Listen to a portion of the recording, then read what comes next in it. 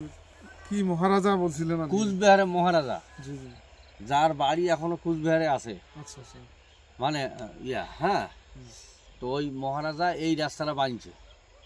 ওনার ওনার নাকি একটা বোন সহ, আচ্ছা আচ্ছা, ওনার একটা বোন ছিল রানী ভিক্টোরিয়া নাকি না, কি একটা নাম ছিল আর কি। মানে উনি কি তখন এই রাস্তাটা ব্যবহার করে বাংলাদেশ দিয়ে ইন্ডিয়া যেত? হ্যাঁ, এরকম কিছু তখন ছিল আজগির মোগলান, আচ্ছা আচ্ছা, ঢালা ঢালা, মানে অর্থাৎ পাকিস্তান সহ একখানি ছিল। আচ্ছা আচ্ছা আচ্ছা, পাকিস্তান সহ একখানে ছিল তখন। পূর্ব পাকিস্তান, পশ্চিম পাকিস্তান এগুলো এখনো নাই, ইন্ডিয়া বাংলা কিছু নাই। মানে ওই পাক ভারত উপমহাদেশ একটাই ছিল। আচ্ছা আচ্ছা, হ্যাঁ, তো সেই সময় এই রাস্তাটা বানিয়েছে। এই রাস্তাটার চওড়া হইল এপাশে 50 এপাশে 50 লিঙ্ক। রাস্তা নাই মানে এখন আস্তে আস্তে মানে ছোট, এখন আস্তে আস্তে মানে আইলের মতো হয়।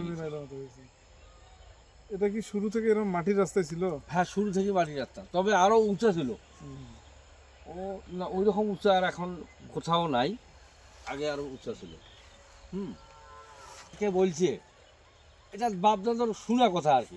আচ্ছা, যে আমি এই এই ব্রিজের বলতে হাতি নিয়ে যাব, যদি মানে কিছু কিছু পরিমাণ খুদ হয় তাহলে আমি তোমার কন্ট্রাক্টারই 1 টাকাও ইয়ে দিব না। মানে এইরকম একটা ইয়ে ছিল। বাপদাদা এগুলো গল্প করছে।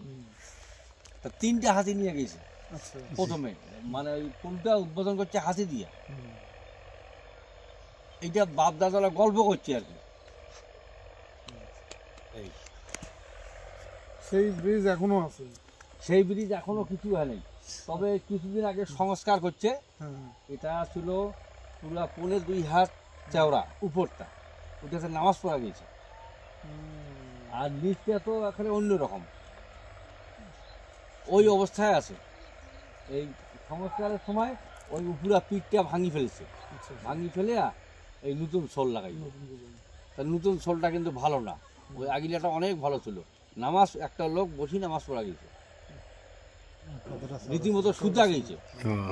তো নকশাটাতে তালুক লেখা আছে, ডবল ছুটি একটা তালুক। এইটা হলো শিলিগুড়ি মানে ওই কুচবিহারের আওতাভুক্ত।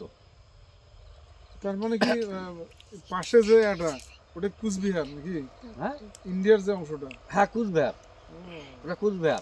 এবং ওই সাথে আমাদের জমিগুলাও ওই কুচবিহারের ইয়েতে আছে। মানে 40 সালে যে খতিয়ান, সেই খতিয়ানে এই বেড়াকাটা টেরাকাটা নয়, ওটা একবারে 1 কোড়া আছে ইন্ডিয়া পাকিস্তান, মানে ইন্ডিয়া বাংলাদেশ একবারে 1 কোড়া আছে।